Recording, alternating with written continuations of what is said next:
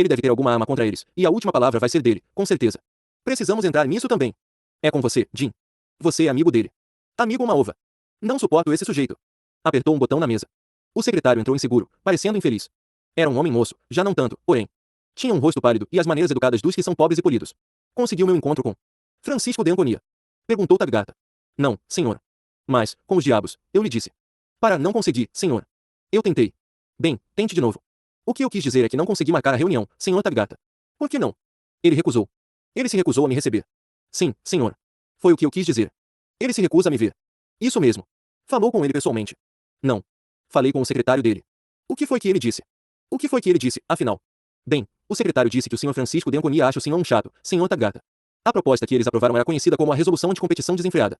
Quando votaram, os membros da Aliança Nacional de Ferrovias estavam reunidos numa sala ampla, à luz crepuscular de uma tarde de outono e não se encaravam uns aos outros. A Aliança Nacional de Ferrovias era, ao que se dizia, uma organização formada para proteger o setor ferroviário. Esse objetivo se devia conseguir pelo desenvolvimento de métodos de cooperação com um fim comum, e, para tanto, era necessário que cada membro garantisse que subordinaria seus próprios interesses àqueles do setor como um todo. Quanto aos interesses do setor como um todo, esses seriam estabelecidos por uma votação majoritária, e todos os membros acatariam as decisões assim tomadas. Os membros da mesma profissão ou do mesmo setor devem se unir, diziam os organizadores da aliança. Temos os mesmos problemas, os mesmos interesses, os mesmos inimigos. Gastamos nossas energias brigando uns com os outros em vez de nos coligarmos em uma frente única contra o mundo. Podemos crescer e prosperar juntos, se conjugarmos os nossos esforços. Um cético perguntara, contra quem está sendo organizada essa aliança? A resposta tinha sido, ora, a aliança não é contra ninguém. Mas, se você quer colocar as coisas nesses termos, é contra transportadores ou fabricantes ou quem quer que seja que queira tirar vantagem de nós. Pois não é contra isso que se fazem as uniões. E o cético responderá, isso é o que eu queria saber.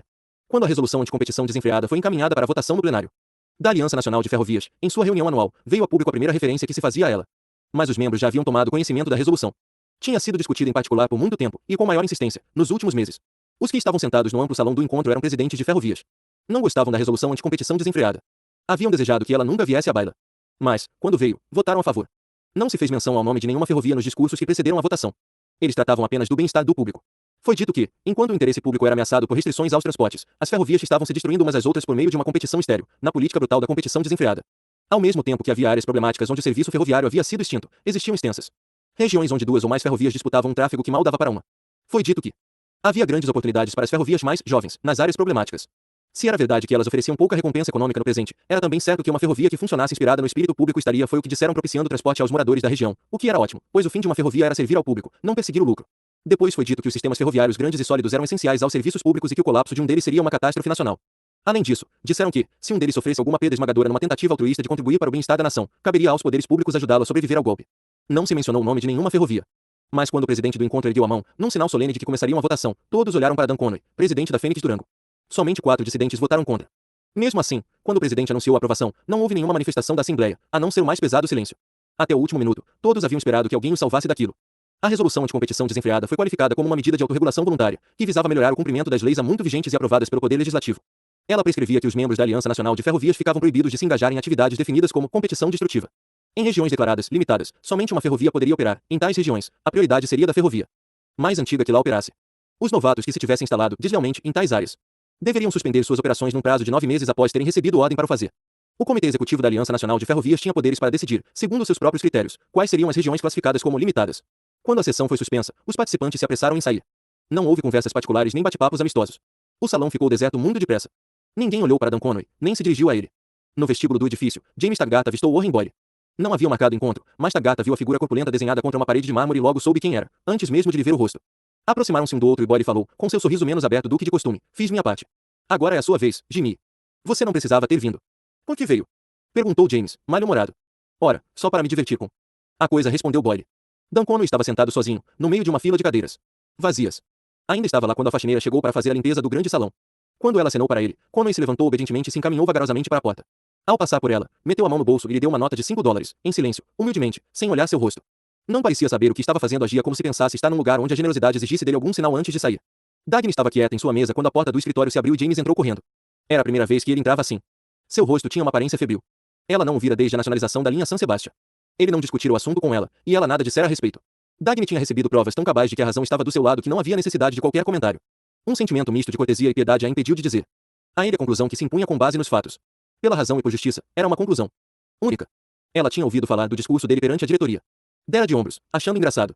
Se era necessário a seus fins, fossem quais fossem, se apropriar do que ela havia feito, pelo menos era de esperar que ele a deixasse livre para atuar dali em diante. Então você pensa que só você faz alguma coisa nesta ferrovia. Ela olhou para ele inteiramente desnorteada. A voz do irmão era penetrante. Ele estava lá, diante da mesa dela, tenso, agitado. Pensa que arruinei a companhia, não é? Gritou. E que agora só você pode nos salvar, não é? Que eu não tenho como resolver o prejuízo mexicano, não é? O que você quer? Perguntou ela lentamente. Quero lhe dar algumas informações. Lembra-se da resolução anticompetição desenfreada de que falei a você uns meses atrás? Você não gostou da ideia. Não gostou nem um pouco da ideia. Lembro-me. O que há com ela? Foi aprovada. O que? A resolução anticompetição desenfreada foi aprovada. Há apenas alguns minutos. Na reunião. Dentro de 9 meses já não haverá mais nenhuma ferrovia Fênix Durango no Colorado. Ela se levantou num ímpeto, derrubando um cinzeiro de vidro. Seus cachorros. Ele permaneceu imóvel. Estava sorrindo. Dagny sabia que estava tremendo, exposta a ele, sem defesa, e que essa era a visão que ele apreciava, mas isso não tinha importância para ela. Aí viu o sorriso dele e a raiva se evaporou subitamente. Passou a não sentir mais nada. Examinava aquele sorriso com uma curiosidade fria, impessoal. Ficaram se encarando. Ele parecia, pela primeira vez, não ter medo dela. Estava gozando a situação.